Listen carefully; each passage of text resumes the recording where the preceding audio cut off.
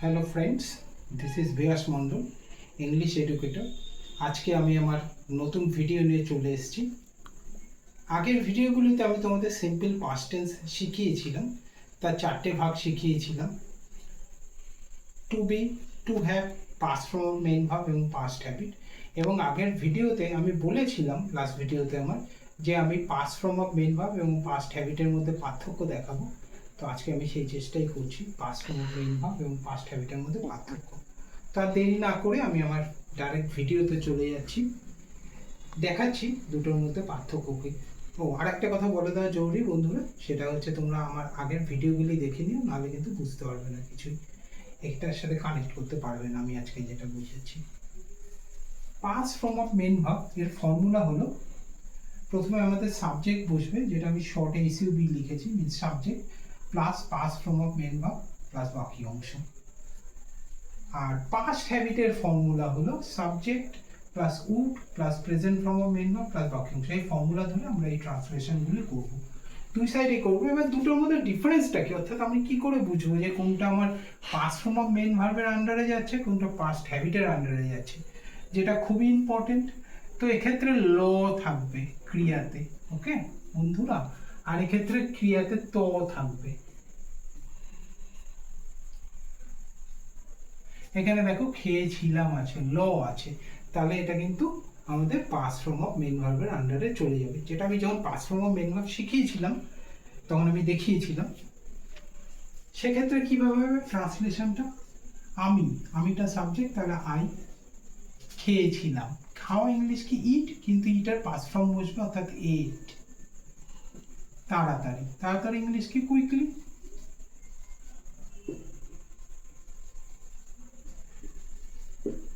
ঠিক আছে, এইভাবে হয়ে যাবে কিন্তু ট্রান্সলেশনটা, এটা আই এট কুইকলি। আচ্ছা, এবার পাস্ট হ্যাবিটটা ফলো করে এটা তো থাকবে, দেখো এই যে তো, যেতাম, গিয়েছিলাম এর পরিবর্তে যেতাম। তাহলে ফর্মুলা ধরো আমরা যদি করি, সাবজেক্ট প্রথম হবে আই, আচ্ছা তারপর অবশ্যই আমাদের উড বসাতে হবে, তারপর present form of main verb, main verb কি যাওয়া, যাওয়ার প্রেজেন্ট ফর্ম কি গো, তাহলে গোই বসবে। আচ্ছা গ্রন্থাগারে, তাহলে টু লাইব্রেরি।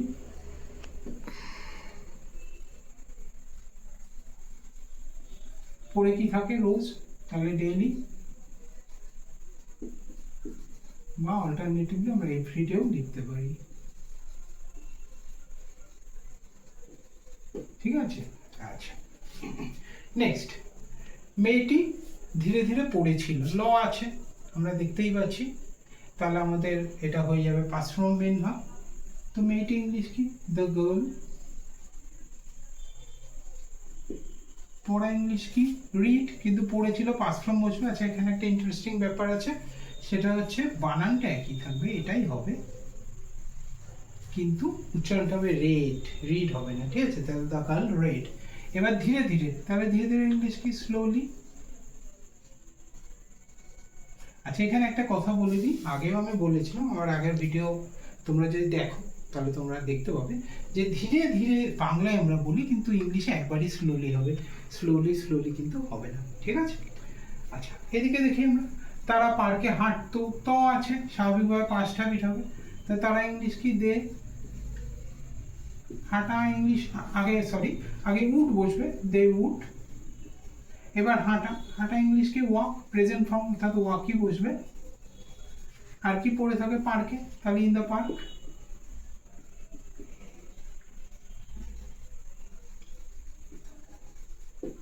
ঠিক আছে, they would walk in the park.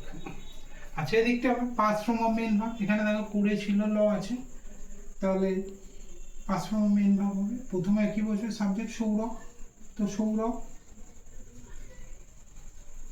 আচ্ছা করেছিল, এখানে সেঞ্চুরি করেছিল, সেঞ্চুরি করা ইংলিশ কিন্তু ডিড না বলাই ভালো, ডু মানে করা, তার পাস্ট ফর্ম ডিড না বলে সেঞ্চুরির ক্ষেত্রে আমরা স্কোর্ড লিখলে ভালো। হ্যাঁ, সেঞ্চুরি লোকে স্কোর করে, তাহলে স্কোর্ড, তাহলে সেঞ্চুরি, এ সেঞ্চুরি মানে 100 রান করেছিল। ঠিক আছে, সৌরভ স্কোর্ড এ সেঞ্চুরি। আচ্ছা আমার বন্ধুরা সকালে ব্যায়াম করতো, পাঁচটা বিট তো আছে, সে অনুযায়ী হবে, তাহলে আমার বন্ধুরা, মাই ফ্রেন্ডস।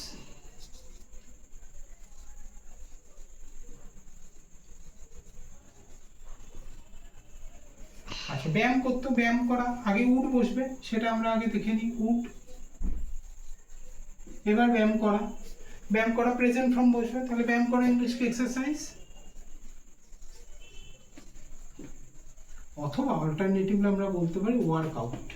এটা একটা স্মার্ট ইংলিশ, আজকাল খুব চলছে ওয়ার্কআউট। ওকে, ইংলিশ তো পরিবর্তন হচ্ছে, মডিফাই হচ্ছে দিনকে দিন, নতুন নতুন মডার্ন ভালো ভালো ইংলিশ ওয়ার্ড আসছে। তো এক্সারসাইজের প্রথমে আমরা ওয়ার্কআউটে লিখতে পারি। তো মাই ফ্রেন্ডস উড ওয়ার্কআউট।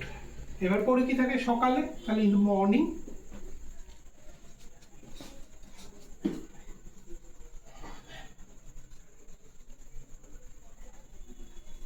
তাহলে মাই ফ্রেন্ডস উড এক্সারসাইজ বা ওয়ার্কআউট ইন দ্য মর্নিং। তো এই হচ্ছে পার্থক্য, ল থাকবে বা ত থাকবে এবং এই ফর্মুলা ধরে করতে হবে।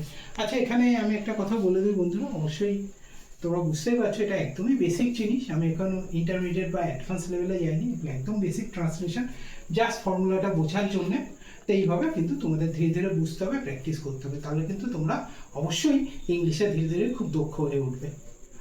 আজকে এই অবধি বন্ধুরা আমার ভিডিও, তোমাদের কাছে আমার অনুরোধ রইল, তোমরা যদি আমার ভিডিও ভালো লেগে থাকে, আমার ভিডিও তোমরা পছন্দ করে থাকো, তবে অবশ্যই আমার ভিডিওতে লাইক দিও, সাবস্ক্রাইব করো, এটাই তোমাদের কাছে বলা, যাতে আমি ভবিষ্যতে আরও এরকম ভালো ভালো ভিডিও আনার উৎসাহ পাই।